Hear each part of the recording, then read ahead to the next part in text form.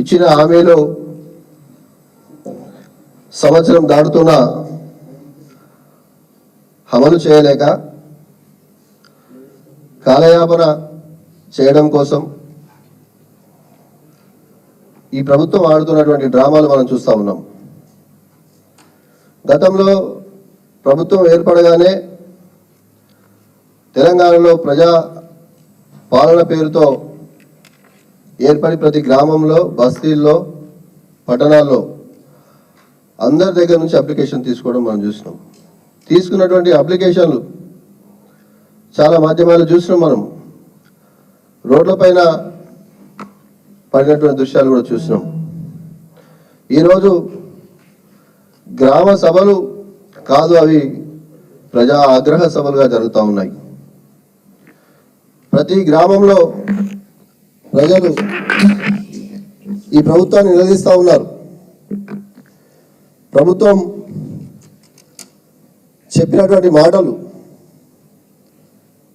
ప్రభుత్వం ఏర్పడ్డ 100 రోజుల్లోనే 6 గ్యారంటీలు అని చెప్పి 420 హామీలు చెప్పి ప్రభుత్వంలోకి వచ్చి 100 రోజుల్లో అన్నీ కూడా అమలు చేస్తామని చెప్పిన ప్రభుత్వం ఏ ఒక్కటి కూడా ఈరోజు అమలు చేయకపోగా గ్రామాల్లో పోలీసులను పెట్టి పోలీస్ పహారాలో గ్రామ సభలు ఏర్పాటు చేస్తూ ఉన్నారు. ఈరోజు మేము అడుగుతా ఉన్నాం ఈ ప్రభుత్వాన్ని, ఎందుకు ప్రభుత్వ పెద్దలు, మంత్రులు కావచ్చు, ఎమ్మెల్యేలు కావచ్చు, ఎంపీలు కావచ్చు, గ్రామ సభల్లో పాల్గొనలేకపోతున్నారు? మంత్రులకు ముందే అర్థమైనట్టుంది, పసిగట్టినట్టారు. పసిగట్టి గ్రామాల్లోకి పోతే ప్రజలు గల్లాబట్టి అడిగేటట్టున్నారు. ప్రజలు వీపు విమానం మోతా పోయించేటట్టున్నారు అని చెప్పేసి ఒక్కరు కూడా ఈరోజు గ్రామాలకు పోయిన పరిస్థితి.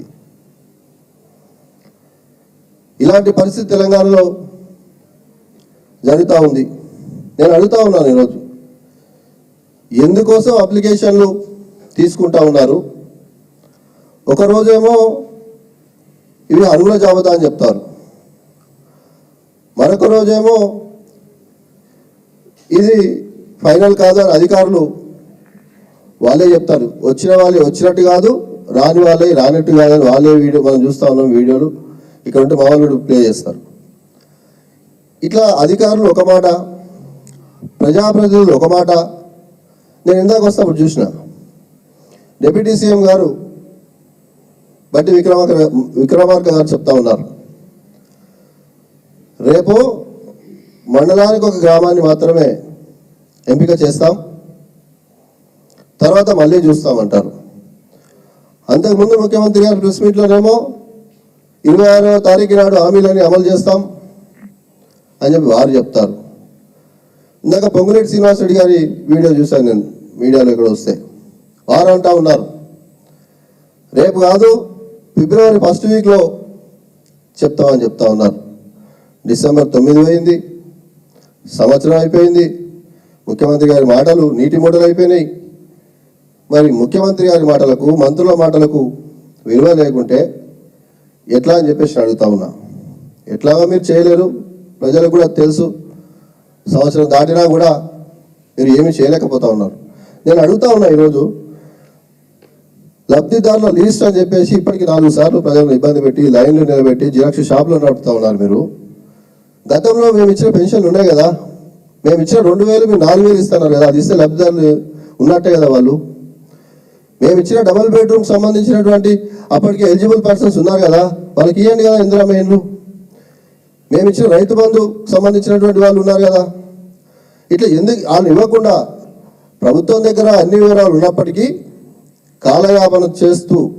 కాలయాపన చేయాలి, ప్రజలను ఇబ్బంది పెట్టాలనే ఉద్దేశంతో ఈ రకంగా చేస్తూ ఉన్నారు. ఇది మంచి పద్ధతి కాదు.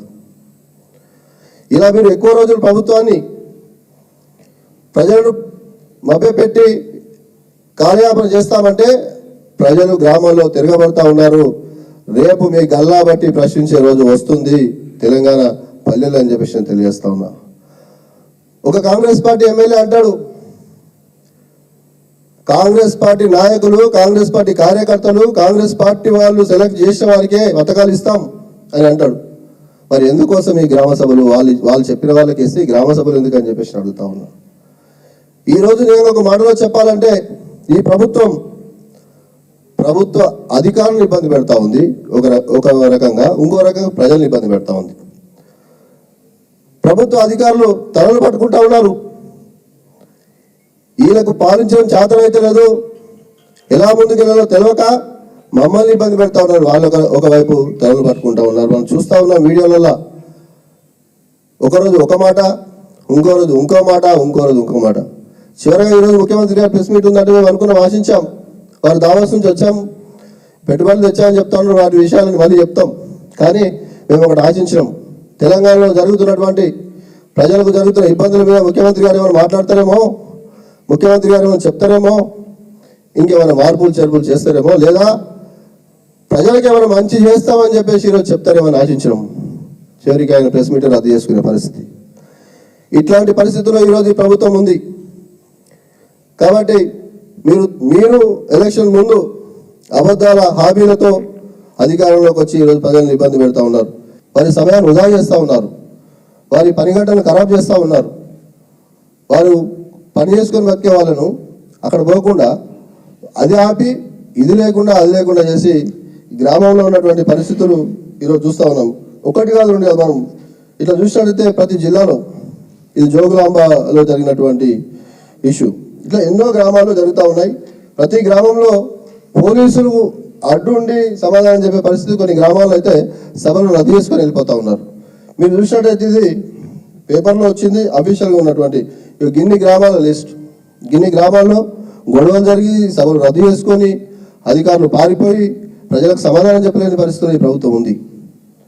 కాబట్టి ఇప్పటికైనా నేను ప్రభుత్వ పెద్దలకు చెప్తా ఉన్నాం, మీరు ఇచ్చినటువంటి హామీలు ఇచ్చి మాటల్లో పెట్టుకొని ప్రజలను మెప్పు పొందండి, వారితో ప్రశంసలు పొందండి. కానీ పొద్దున్న లేస్తే మా పార్టీ పైన బురద చల్లడం, వీళ్ళు ఏం చేయలేదు వాళ్ళు ఏం చెప్పడం కాదు.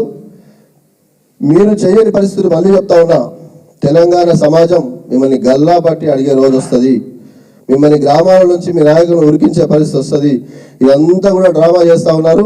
రేపు గ్రామ పంచాయతీ ఎలక్షన్స్ పెడదామనే ఉద్దేశంతో డ్రామా చేస్తూ ఉన్నారు. ఒకనాడు ఒక మాట, ఇంకోనాడు ఇంకో మాట చెప్పి ప్రజలు మభ్యపెట్టే పరిస్థితి చేస్తూ ఉన్నారు. ఎవరు నమ్మరు మీ మాటలు. మీరు గ్రామాలకు వెళ్ళిన పరిస్థితుల్లో ఈరోజు గ్రామ సభలు పెడుతున్న సందర్భంలో మీకు ప్రజలు మీ వీపు విమానం మొత్తం మోగించి మీ చెంపలు చెల్లు పంపించారు. మీకు నొప్పి అవుతుందని తెలిసింది. మీకోసం చెండు బాంబులు, జిందా దేశం తీసుకొచ్చినాం. ఇది కూడా మీకు పంపిస్తాం.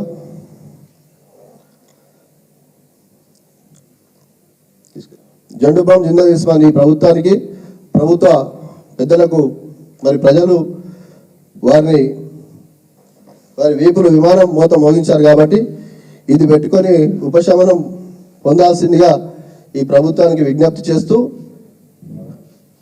మీరు మరొకసారి ఇట్లా ప్రజలకు మోసం చేస్తే ఇప్పుడు జెండు బాంబు జిందా దేశం ఉంది. ఇక భవిష్యత్తులో ఏమవుతుందో మరి చూసుకోవాల్సిందిగా తెలియజేస్తా ఉన్నాను. Thank you.